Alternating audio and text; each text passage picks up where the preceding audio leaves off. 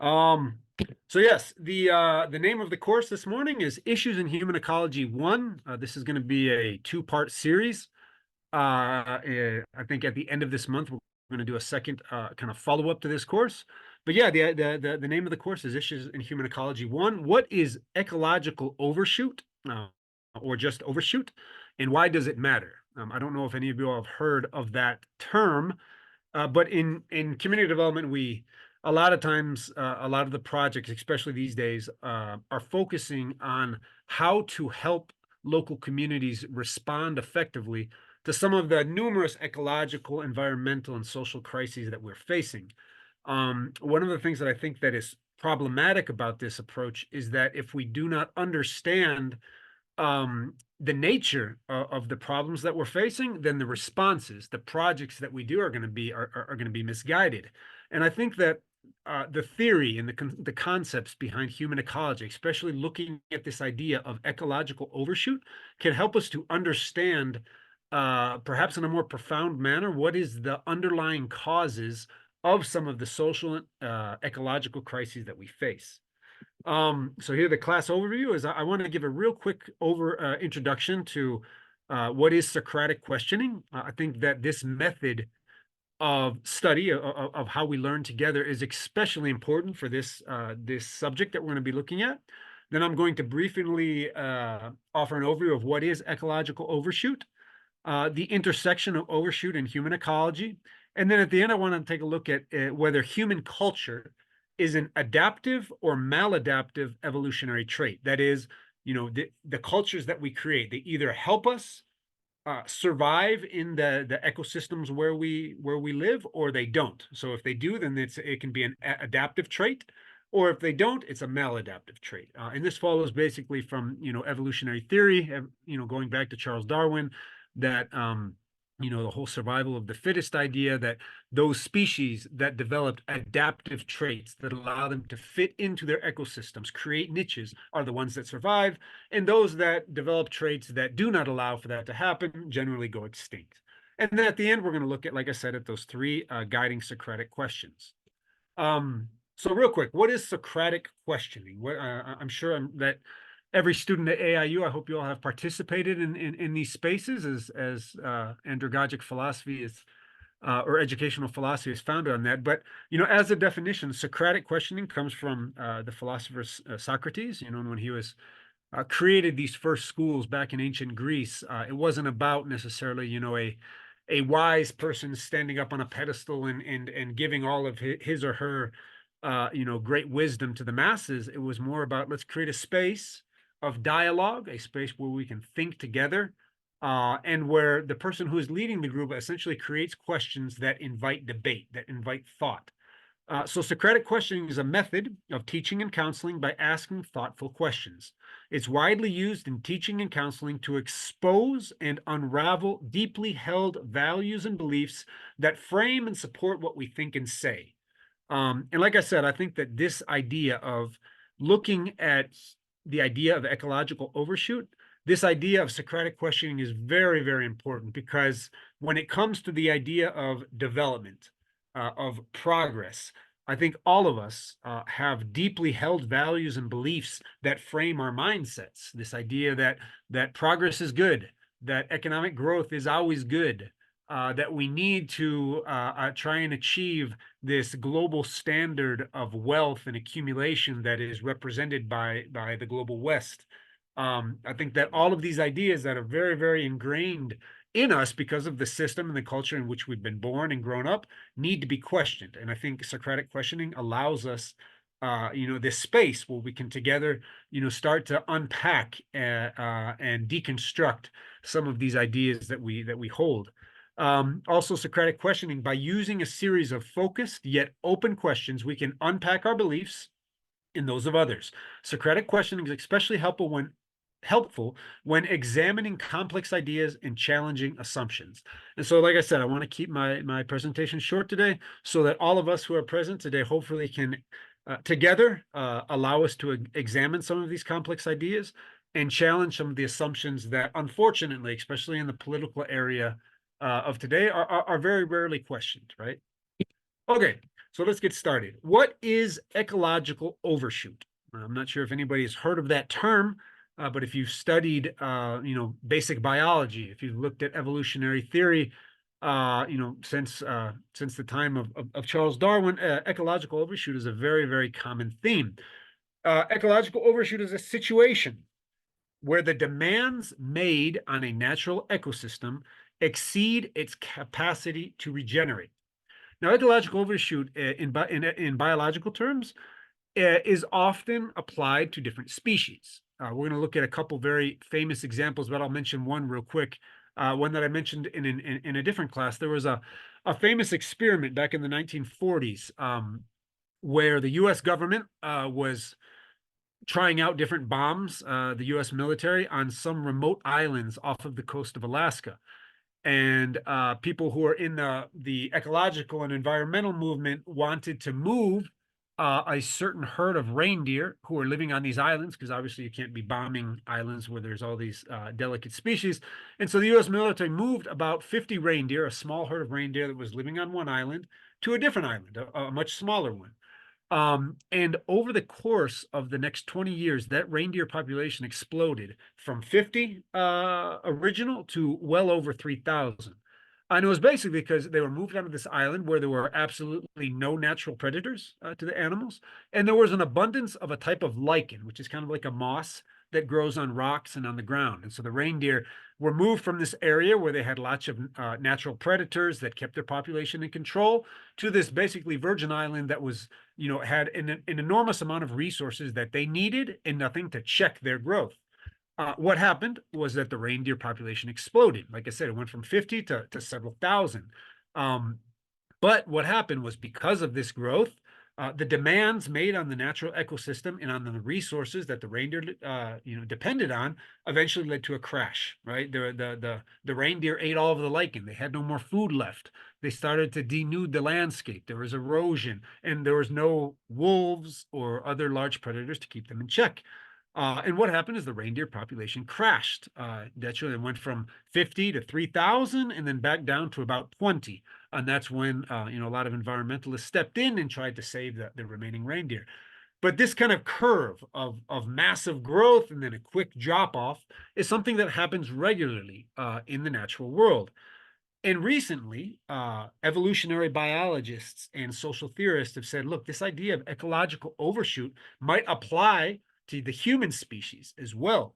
So ecological overshoot can happen at a global scale. It doesn't just happen in local ecosystems like that small island off of the coast of Alaska with the reindeer, but it can also happen to humans, to our globalized society, our globalized civilization. When human consumption patterns and population surpass what the Earth's biosphere can provide, overshoot leads to environmental degradation and the depletion of natural resources. And so if we look here at this little graph, this is this 1.0 on the left-hand axis is Earth's biological capacity. It's the amount of resources that we can use as a human species in a way that the Earth can naturally replenish them. So, for example, how much wood can we harvest in a sustainable way where we allow the forest to regenerate, where we allow replanting to regenerate? And over the years, from 1961 to 2001, this line has been growing. And where we are today on this graph is that humanity's total ecological footprint is about 1.7 Earths.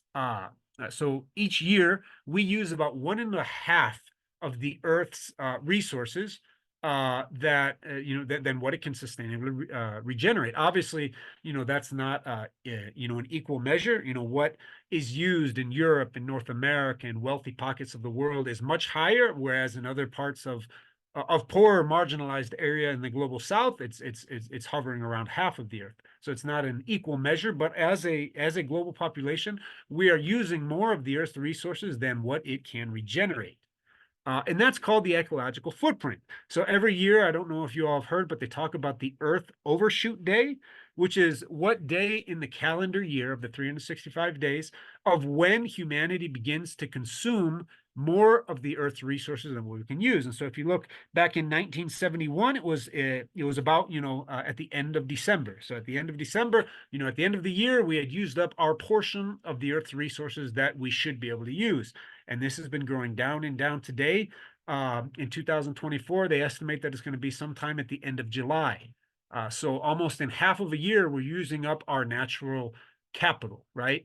And what we're doing is, how does that happen? Well, what we're doing is we're drawing down the resources.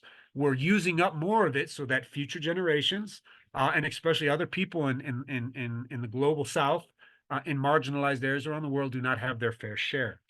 Why is this important? And they're one of the most famous human ecologists who works at the University of British Columbia. He was a professor of mine when I was in undergrad. He says that most of the challenges facing humanity and the biosphere have a common origin, and he calls it ecological overshoot. Humanity is simply demanding more than the Earth can provide. And why is that important? I think it's important because today, when you turn on the news, and we start to hear about what are some of the most pressing problems that we face. We talk about global climate change. We might talk about topsoil loss. We might talk about, for example, the accumulation of pesticides and other harmful chemicals, and pollution and waste that's building up in our environment.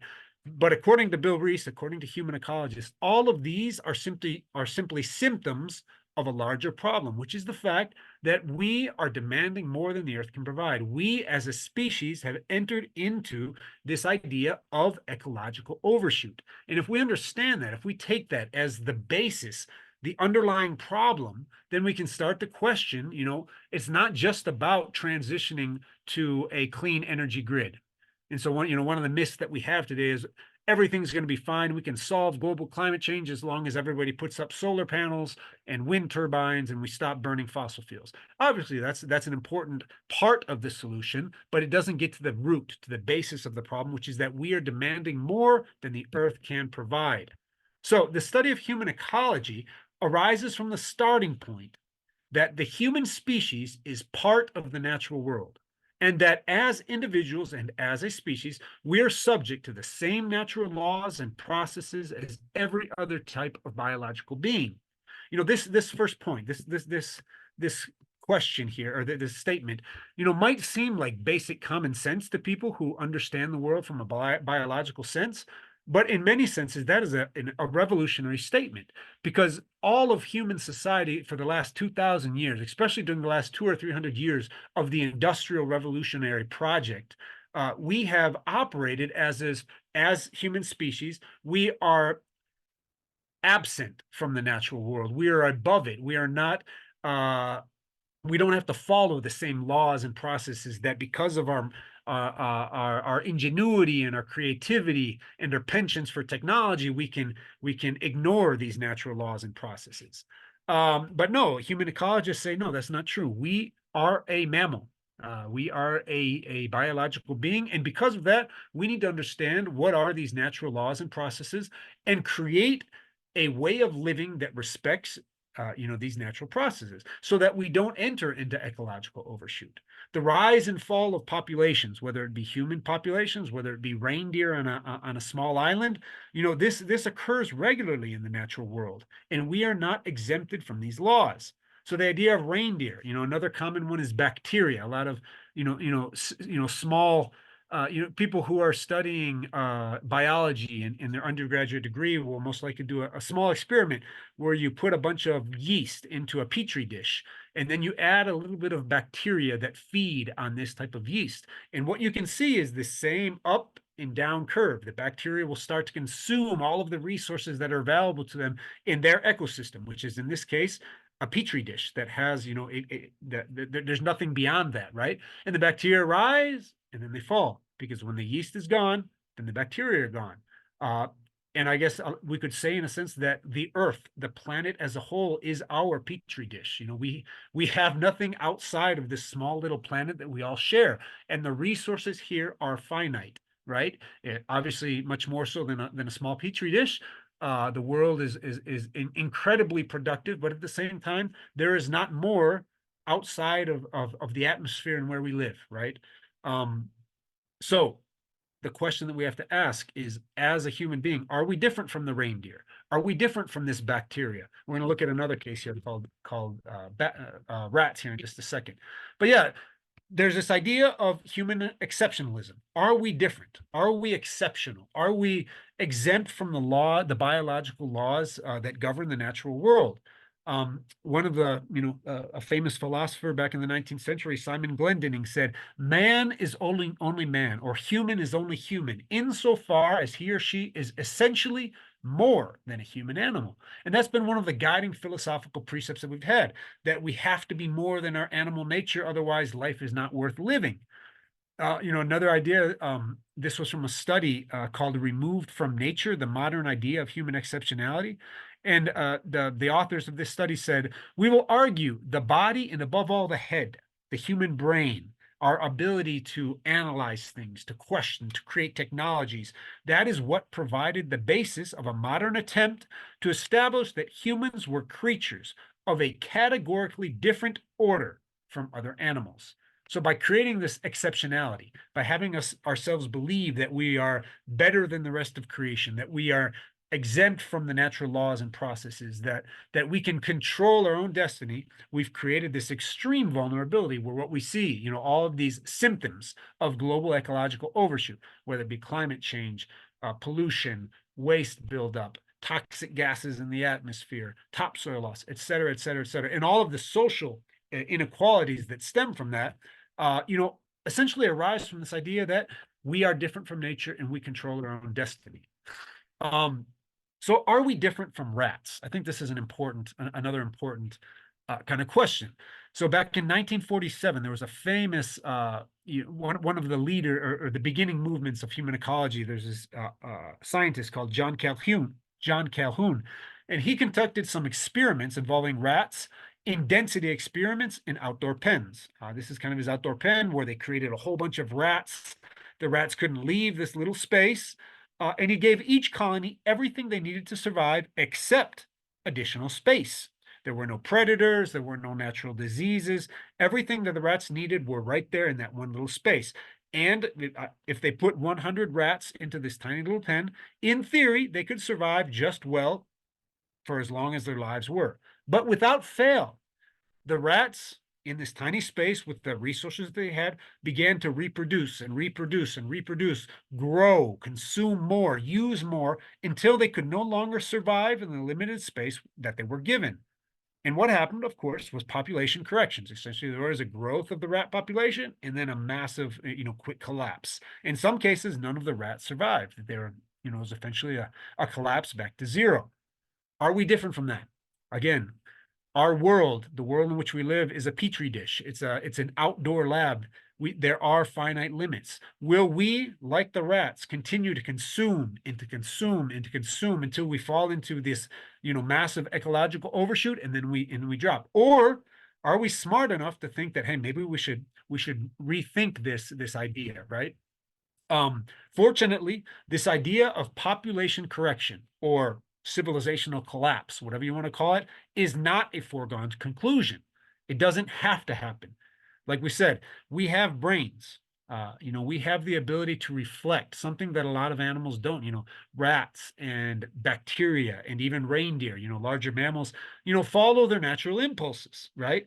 And what happens is something, either they rise and they fall, or there are correctional factors. For example, there's large predators that keep reindeer populations in check, whatever it might be.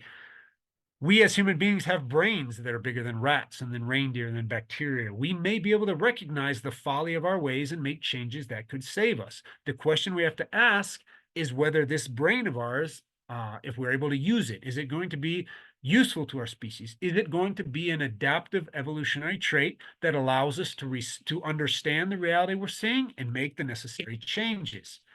This is a long quote. I'm going to try and quote it because I think it's really important. It's from Bill Reese, the human ecologist, I said, and he takes a very negative view.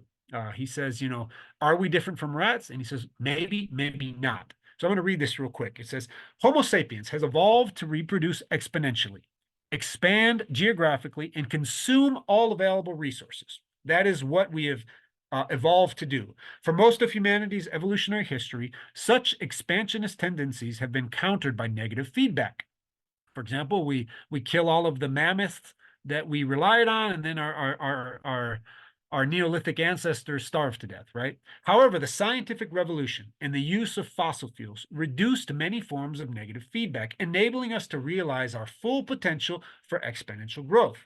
The last 300 years, we've had oil and gas and coal, and we've had the scientific revolution, the scientific method. And what happened is we've grown. This natural capacity is being reinforced by growth-oriented neoliberal economics. Nurture completes nature. The problem is that the human enterprise is a dissipative structure and a subsystem of the ecosphere. It can grow and maintain itself only by consuming and dissipating available energy and resources extracted from its host system, the ecosphere, and discharging waste back into its host. Our modern techno-industrial society is in a state of advanced overshoot. We are consuming and polluting the biophysical basis of our own existence. Climate change is just the best known symptom of overshoot, but mainstream solutions will actually accelerate climate disruption and worsen overshoot. Humanity is exhibiting the characteristic dynamics of a one-off population boom and bust cycle. The global economy will inevitably contract, and humanity will suffer a major population correction in this century. This is the words from one of the leading human ecologists in our world, and I would argue it's a pretty depressing picture. Say that's what's going to happen. I respect this view, but I think that I'm also more hopeful, right? Because I think, and I'm no expert, but I think I'd like to hear what you all have to say here in just a second. But I think that culture, human culture, can be an adaptive or a maladaptive trait. Here we have two pictures. The picture on the left is the enormous urban sprawl of Mexico City. Mexico City is one of the largest cities in the world. And if you look at this place, it doesn't look like a very kind place to live. There's obviously an enormous amount of pollution, an enormous amount of waste. It's extracting so much from the local areas. This here is a picture of a small valley in China that was once a completely denuded landscape. It was ruined ecologically. The topsoil was gone until the community came together and started to come up with ways to how they could regenerate the natural space. They terraced all of the land.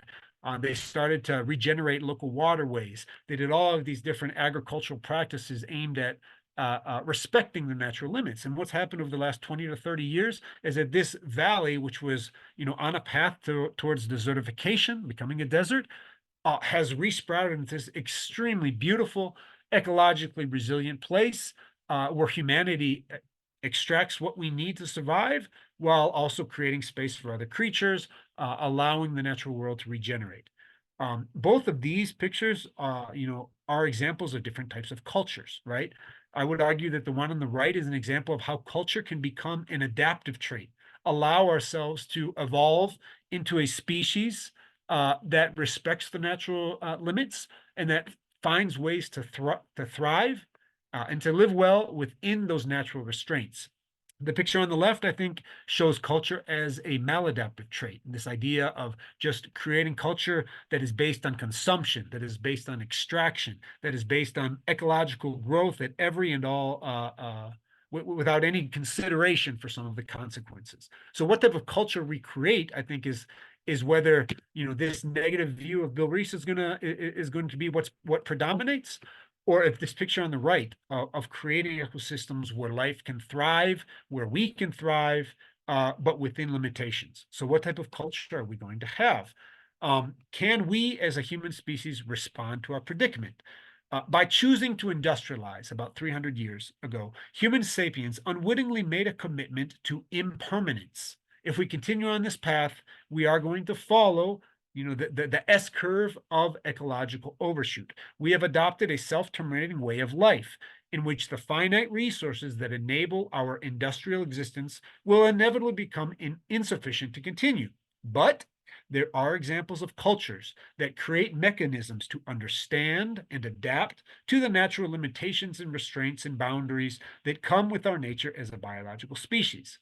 This here is a picture at the right of traditional milpa or corn fields used by the ancient Mayans. They were able to survive for thousands of years, and they continue to do so in many of the highland communities in Central America where I've worked, where this process of using a part of the forest, uh, cutting it down, and then growing their corns and beans and crops for 5 or 6 years, and then abandoning that part of the land and letting the forest to naturally regenerate and go in a cyclical way. This was one example of an ecological practice, an ecological civilization that understood how to use the natural resources in a way that allowed the natural world to provide for our needs while not consuming it to the point of this right here, this example of one of the worst examples, I think, of the industrial civilization we've created. So can we respond to our predicament?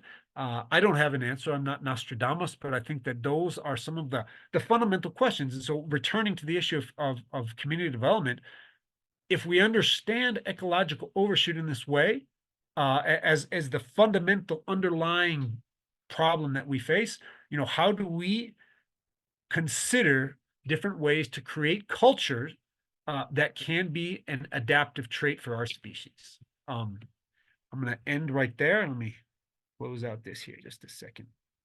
Okay. And yeah, I would ask Dr. Felsen if he can help us. We have half an hour left.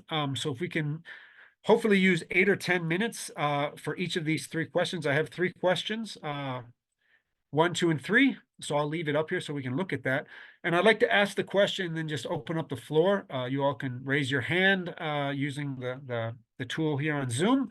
And yeah, so if Dr. Velson can help to facilitate this space, I'd love to hear as many people as possible. So yeah, 10 minutes for each question. So the first question is, what are the true implications of considering ecological overshoot as the fundamental underlying causative problem that our species faces, instead of focusing on smaller issues like climate change, topsoil loss, etc.? What are the implications of really understanding ecological overshoot as the main issue we face? Thank you very much, Dr. Tobias Roberts. Yes, we are within a mode of Socratic types of questioning, and we have plenty of time. Ladies and gentlemen, I am simply asking you to try your very best to stick to the questions, not to leave the topic, because we're talking about leading questions. The first one on your screen right now, you all can see it. What are the implications of considering ecological overshoot as the fundamental underlying causative problem that our type, our species face, instead of focusing on climate change like topsoil loss or some other types of issues?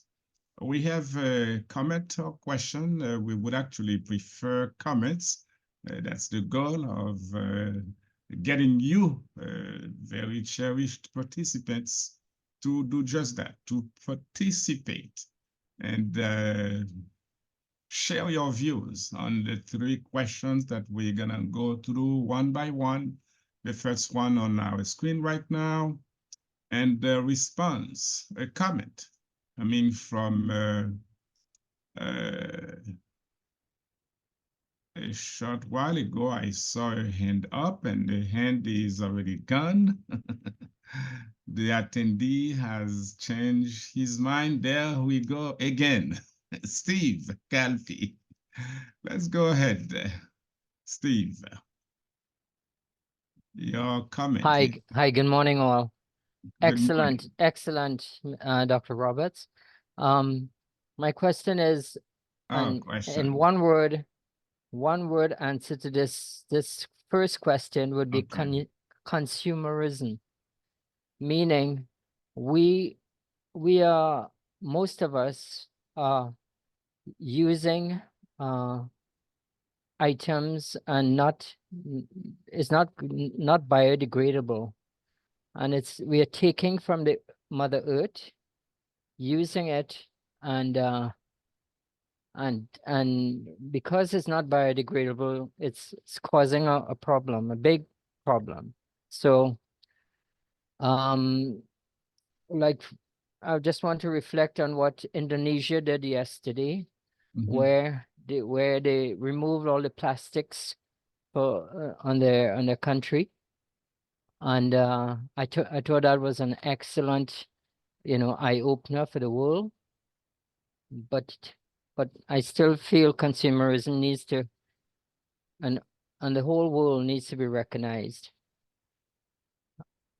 Okay, actually, what do you mean, Steve, when you say consumerism needs to be recognized? I'm Most trying to. most of the world people Mhm.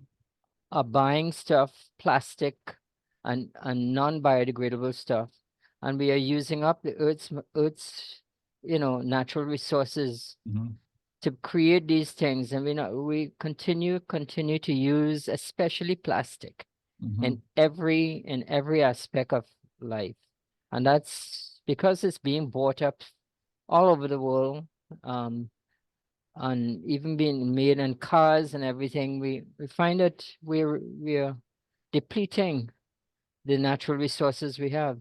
And what is your actual position on this topic, Steve?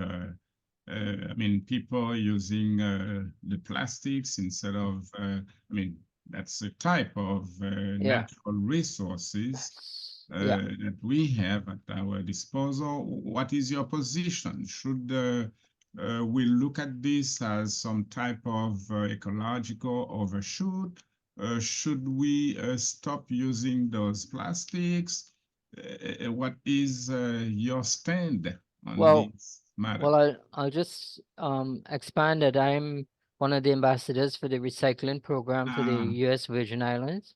So Okay. what we do, we collect the plastic bottles and recycle it.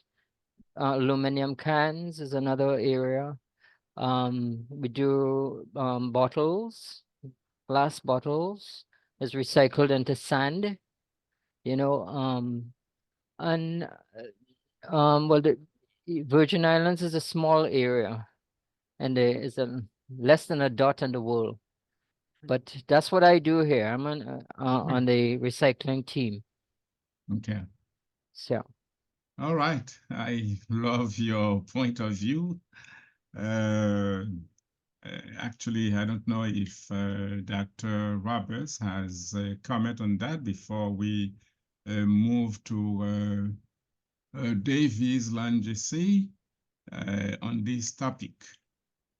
No, I would just say real quick that I agree with Steve that I think that the idea of using global plastics for everything that we, it's everywhere, like he said. But yeah, I think that's an example of ecological overshoot instead of creating ways where we can live well within the boundaries, right? Because plastic is a resource that we use once generally, and then we throw away. And then now we're starting to understand that if we don't change that mentality, now everybody has microplastics in our blood.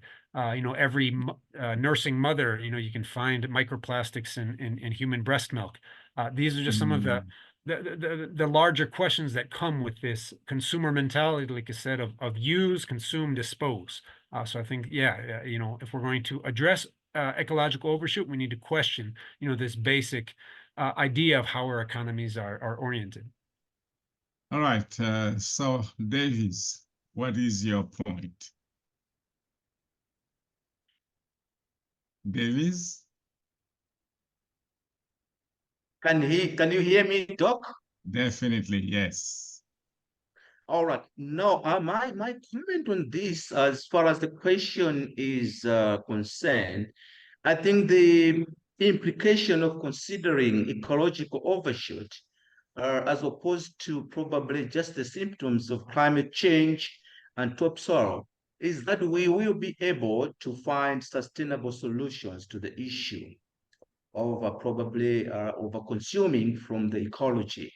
I think the way there is the greater implication will be we'll be able to find a more sustainable solution to overconsumption of what the ecology can provide. I think that's my contribution, Doc. Thank you. All right. Thank you very much. The implications of considering ecological overshoot as a key problem that our types, our species faces. Ike, Edwin, what do you think?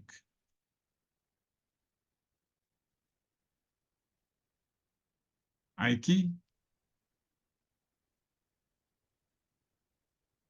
Your microphone is unmuted on my end, Ike. The next step has to come from you. Now I see the moves of your mouth, but your microphone is definitely not connected because on my end, on AIU side, your microphone is on, but not on your end, unfortunately. We are still looking at question number 1, ladies and gentlemen. Let's see if we can connect to Abdella. Abdella, please go ahead. Hello? Yes. Hello? Yes, I can hear you. Hello. Are you hearing me now? Okay. Okay, give me a short second, Abdella. You are on, but we are getting Ike Edwin at this time. Try again. Okay, I yes. can go ahead, sir. Okay. Okay. Oh, we lost. Good evening, everybody from Nigeria. Good morning. Good evening, everybody. Greetings to you, brother. Okay. My own opinion here is, you know, we human nature, we are good in just complaining without looking at the source of what is causing the environmental change.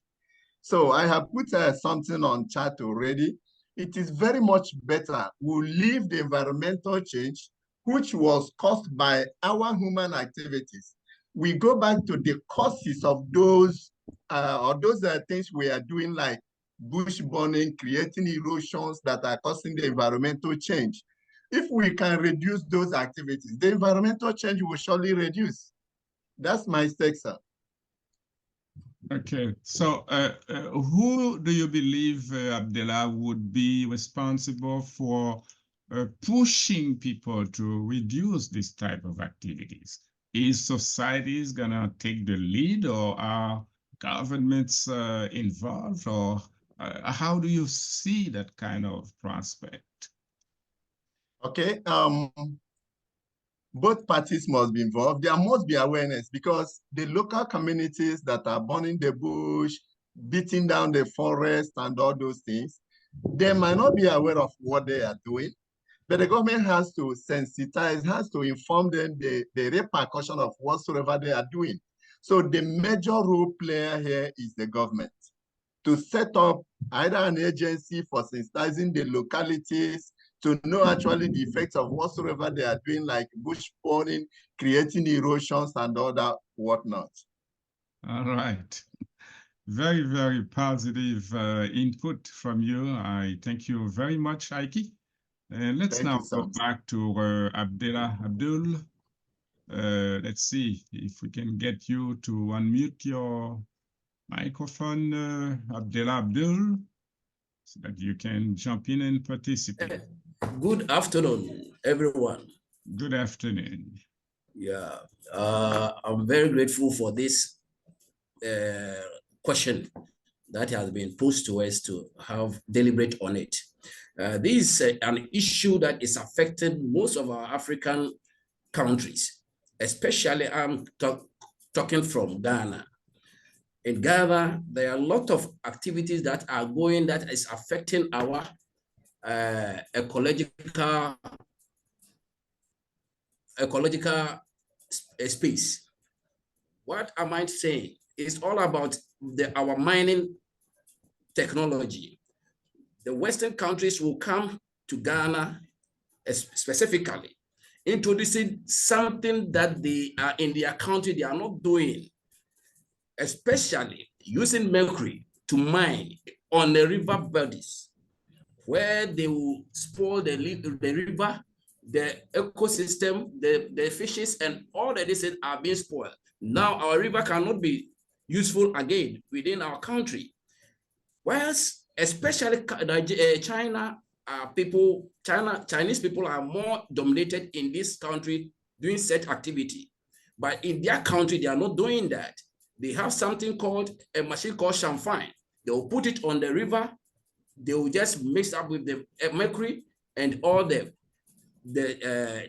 fishes and the species within the river bodies are dying off. We are losing all our fishes. We are losing all our whatever that it takes as human water that for human being to take. In this regard, it has become a battle for the government to put a stop to it, because it has taken another dimension within the political space. If you make an attempt, because that is where people seek, it is giving them job. So when any government who tries to put a stop to it, it becomes that is your end of your government. So looking at it, we are saying that enough is enough. The Western countries who are introducing such technology within our country should put a stop. Let's all introduce the good technology that can bring and promote a good ecological system that will bring our life, that can improve our life within our setup. Apart from that, I would say government and World Bank is doing well in the aspect of helping Ghana, especially of treating of these garbages, plastics, and other things. We call a project, they have a project called GARRET, that's Ghana Resilient Integrated Project, Development Project, which is, they are investing so much into it, where there is, we call something called buyback centers, where these plastics are being buy from the communities, the people to use it again. So in this regard, I think World Bank is doing well to improve this sector. Thank you so much. Thank you very much, Ason Banda. We're gonna take two more comments before we go to the next Socratic question from Professor Robert Tobias. Ason Banda, your view on this first Socratic question? Ason? My view, I've got 2 points. The first one is population dynamics. That is, ecology overshoot brings attention to the relationships between human population growth and environmental sustainability, while addressing consumption patterns and resource management is crucial and considering population dynamics. Then the other one, I think, is resource management. Focusing on ecological overshoot directs attention towards better managing our natural resources. This includes promoting conservation efforts, implementing sustainable land and water management practice, reducing waste, and promoting circular economy principles to minimize resource depletion. All right. Any input from you, Dr. Roberts? No, I agree. Just one thing that Abdullah said in his last comment that come out to me is that I think that one of the ways that humanity has kind of escaped the consequences of ecological overshoot is through globalization. And so, for example, every one of us right now is speaking on a computer or a phone, but none of us understand the ecological cost of mining all of these resources. Yes. And what, like Abdullah said, is generally, we get around this by just pushing these social and environmental externalities or costs onto people that we will never meet, right? I've never been to Ghana. I have no idea, which rivers are being poisoned by mercury. And so I would say that that's a great point, and one that we have to think that if we're going to respond to ecological overshoot, maybe we need to question whether the globalization of our economies, really allow us to respond effectively to these issues, right? All right. Man, this topic is so appealing, so important that we most likely won't be able to tackle all the dimensions of it. But before we go to question number 2, let's look at what Justice Doncour has for us. Justice. I am Justice. I am from Ghana, but currently residing in UAE. I am currently growing to want to stop playing blame games, especially when I want to blame people of the West and people who have come to our countries. I am always thinking, who gives the land? Who gives them the opportunity? Is ourselves, and so we are also blamed. We are also to be blamed. But what I can feel from what are the implications of considering ecological overshoot as a fundamental? I am looking at ecological overshoot helps us to be able to be a part of the solution. Be a part of the solution, as Professor Robert said. It helps us to come to a position where we want to be a part of getting the problem solved. Because normally when I hear them say climate change, it looks a big in my ears. I'm looking at the factories to deal with climate change. But when it comes to me reasoning around ecological overshoot, I see that the little I do in my little corner plays an important role in dealing with the situation. So that's how I want to relate with it. Thank you, Professor. I love your comment, Justice. As a matter of fact, it is very closely connected to another point of view shared on the chat box by Kazuka Dennis. Before we go to the next question, I would like to quickly read what Kazuka Dennis wrote on the chat line. And as I said again, Justice, that is very, very close to what you just pointed out. All ministries of world state governments must be introduced to ecological overshoot dangers to create space for other species to survive. That's very, very important. Natural resources are life for both human beings and other species. Those are the comments that Kazuka Dennis wrote. I thank you very much for that, Kazuka. But very unfortunately, I see a lot of hands up and I see some other comments on the chat line as well. But let's move quickly, Dr. Roberts, to the next question so that at least we can have more leeway to tackle those topics of ecological overshoot. Okay, great. All of these questions are very interrelated, so I hope that we can come back to people who have the questions. But yeah, the second question is, if we as human beings, as a biological species, are subject to the same natural processes, the same laws, the same limitations, the same constraints as all other species, what aspects of our current civilizational trajectory do you see as misguided? We've already talked about several of those, for example, the plastics, the mining. If we are truly a biological species that have to adapt to the ecosystems where we live, what do we need to change? What is misguided? What we need to change, what is misguided, what is it that is being done right now, and we should just bring some corrections, some better ways to do. I don't know if Kennedy, with his hand up, has some comments on this question number 2. Kennedy? Hello, I'm Kenneth Siatontra from Zambia. Okay.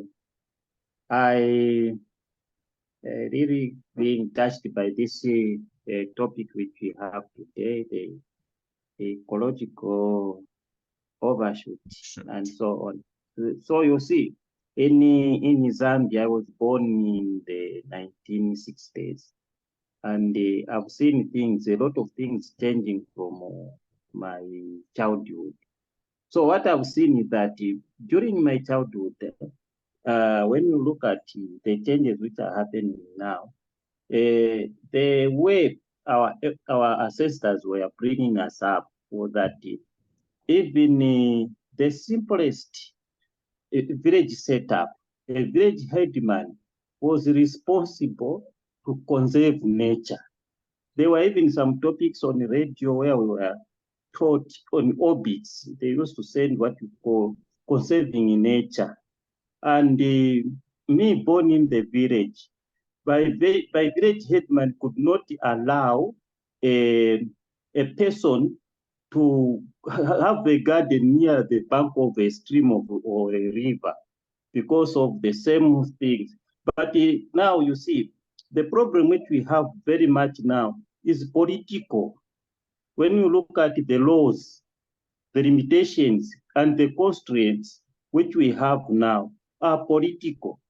The political figures are looking for numbers to vote for them and not to lose popularity. So they bend laws for that sake, and they overlook other things. You become unpopular to mention a good thing which can conserve nature than to win a number for political gain. So those things are the things which are making even things becoming worse. People are cutting trees, they are doing all sorts of things to disturb our natural way. So if the political will understands that numbers are not important, but what we are causing, the consequences which are coming out of what they overlook is devastating so much that the world may come to a very bad situation, like here in Zambia, that now there are no rains. We grow maize and so on. The heat which is there is very unbearable because we have cut most of the trees. You see, so those are the things which I think the political players should not look at numbers of people who are going to vote and becoming unpopular, but let us look at the evils which are caused by letting the laissez-faire, which is everyone doing his own. You can imagine a person is walking in town, he drops a plastic. No one, there is no law which can say this one you are. Thank you very much, Kennedy. Remember, ladies and gentlemen, the question on your screen right now is whether we are on the correct track. We're talking about ecological overshoot, things that we do that kind of impact either positively or negatively our ecosystem, our nature.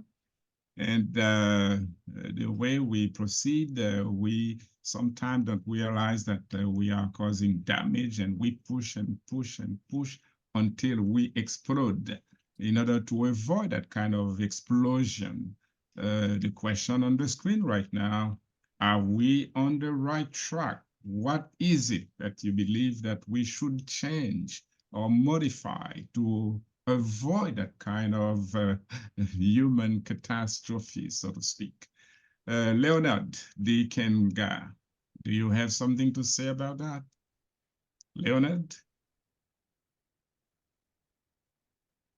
No, Leonard is not around, so let's go to... Yes, sorry. That's okay, go ahead. Hello to all of you. Thank you, Dr. Martin.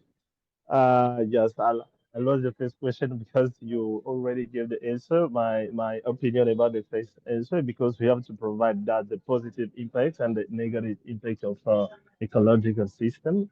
But for this question, you know, I think we have to shout out the responsibility of the government policies and our, as a population, our responsibility when we need to do something to about our system, I mean, for the ecosystem. We have that first to think about what are our responsibility, what we have to do first before to accuse the government policies about the manner of guiding uh, population.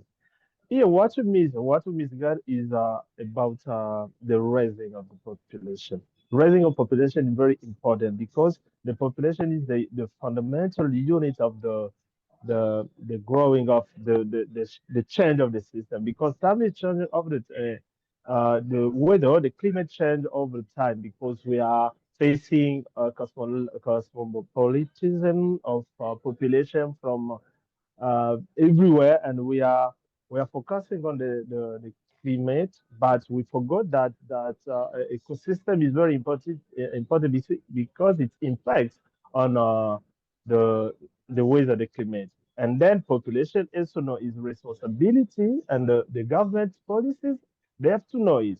We can time to time to accuse political system as a problem, but what is our responsibility? We have first to know our responsibility I because fully it's the agree. population.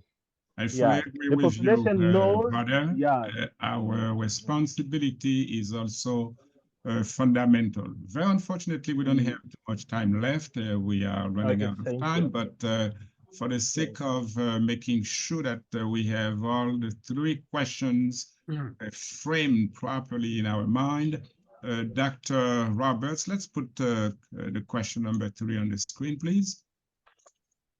Okay. So yeah, the last question is trying to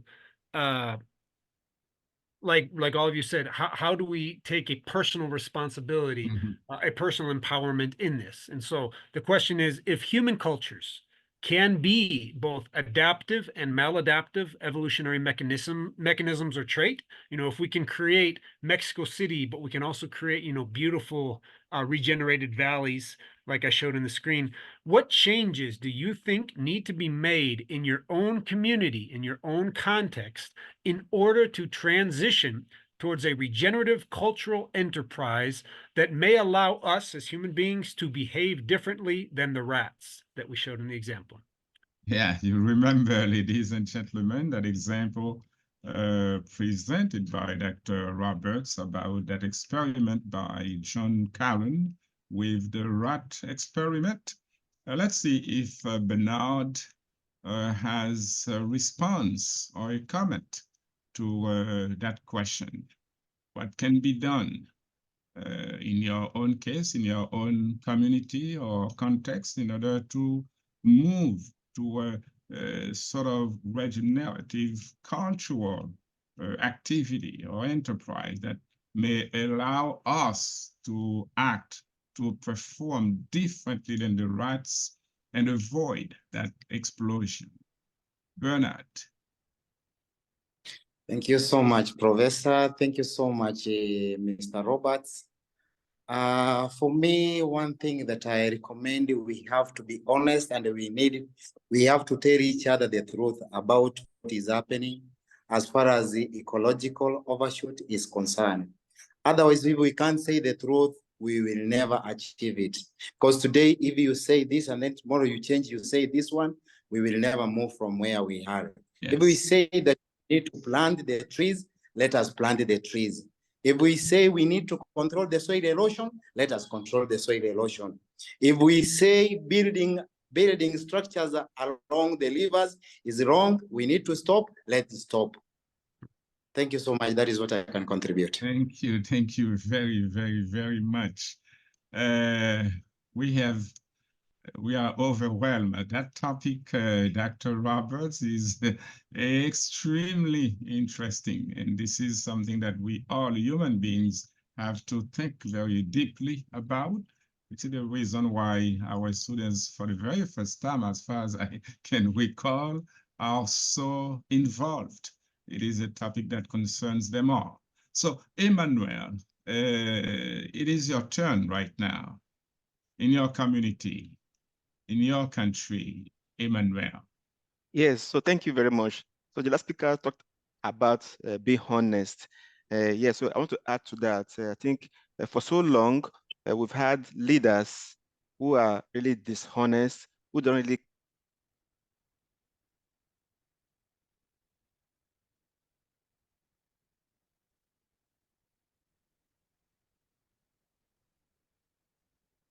We are losing you momentarily, trying to reconnect you, Emmanuel. He's muted, I think. There we okay. go. Okay, So I'm sorry. Can you hear me now? Fine. Okay. So over the years, we've had people that have grown up who have never seen good governance, and they don't know how good looks like. So there's need to be a change of culture. So we need somebody who really have love for the people that will come to show how good looks like, and that will kind of transit into a new phase for us, especially in Nigeria. Thank you. Thank you very, very, very much. Let me also read a comment on the chat box. There are so many of them. I'm having a hard time selecting because they are very, very meaningful. They make sense and they are useful. That is also, again, Kazuba writing, population settlement plans are not well designed and followed cases of settling and constructing in wetlands and degrading hills and mountains. Of course, this is something that we see all the time. I was looking at an example where there are some governments that are spraying the mountains in a way that plants can be input in there to avoid erosion. That's an example of thing that can be done. But again, bottom line is the question, ladies and gentlemen, is what is it that can be done from both an adaptive or maladaptive perspective to avoid that kind of potential explosion? Dr. Roberts, let me return to you for possibly a conclusion as we are really running out of time. Your last comment, Dr. Roberts. Well, first of all, just thank everyone who has participated. I think this is a great example of why Socratic questioning, yes, especially when we respond to difficult issues that need thinking outside of the box. It's always important to receive as many ideas and inputs as possible. And I certainly learned from all of you all today. And just real quick, I guess to sum things up, I like that comment. I forget who made it, that one of the problems is that we do not know good governance anymore, that our political system has been co-opted by this idea that human beings operate outside of the natural limitations of the world we live in, and until politicians or governments or local leaders understand that we as a human species are subject to the same natural laws and processes, to the same limitations as every other species, well, we're not going to come up with good politics. And so I agree that that's an important first step that all of us can make, to try and elect good leaders or try to become good leaders, whether on a national scale or in a regional or even in our own communities and families, ways that we can operate and create, cultures that respect the natural boundaries that all of us have to respect. And I think that's a great point, and one that we need to consider, that if there is going to be a political solution to ecological overshoot, it has to start from a perspective of understanding ourselves as biological beings, as creatures, as participants in the web of life of which we all are part. So thank you all for that.